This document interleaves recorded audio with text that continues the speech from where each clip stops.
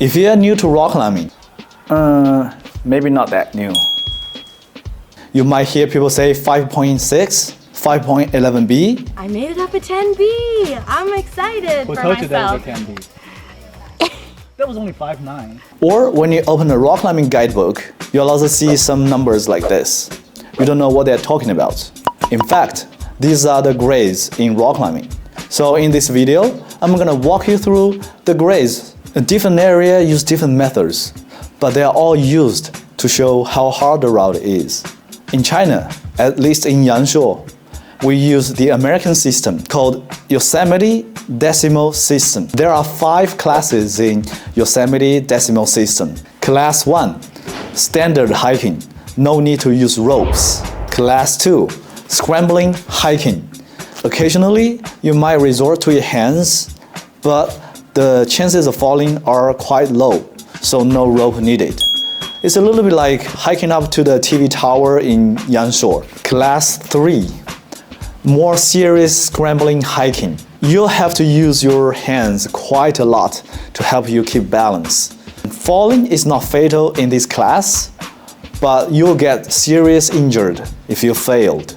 So it's better to have a rope just in case. A good example of class 3 is that we go canyoning in Yangshuo. Class 4, extreme scrambling. So a class 4 route is something in between hiking and climbing. The route is not vertical yet, and there are still very good handholds and footholds. If you're not 100% confident, it's better to use a rope or tie yourself in. I'm really high up in the mountain and it's very steep down there. Falling can be fatal. And I'm feeling very exposed. So this is a good example of class 4 routes.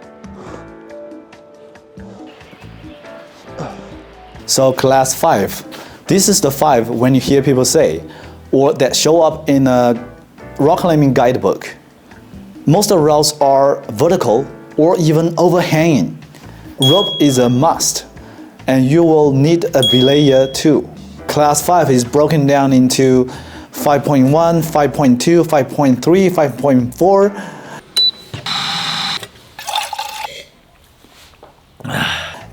And so on to 5.9. It's not hard to understand that a 5.9 climb is harder than a 5.8 climb. And from 5.10 is further broken down into 5.10a, 5.10b, 5.10c, 5.10d, 5.11a, b, c, d.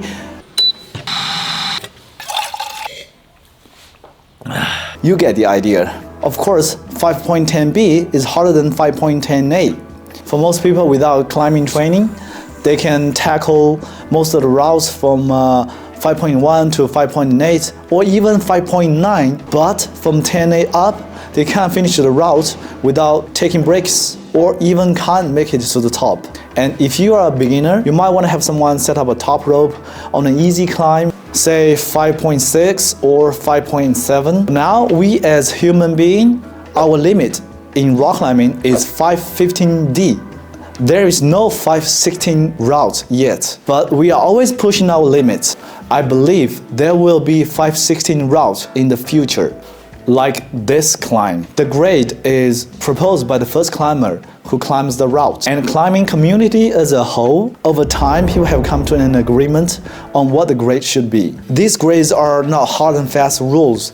They're just guidelines so that we know what we get ourselves into even before getting on the route. Since we have different body types and different climbing techniques, different people might have different feelings on the same route. Say some might think a 5.8, a 5.7, while some feel like a 5.9, but more or less in the ballpark. The thing about grades are subjective, so don't be too obsessed over the numbers. Just go out there and enjoy the climb. Oh, by the way, welcome to come climb the rocks in Yangshuo.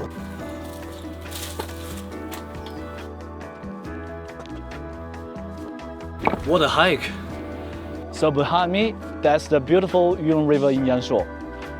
If you have made this far in this video, please subscribe and give it a like. This will help other people to learn more about rock climbing and about Yangshuo too. Peace.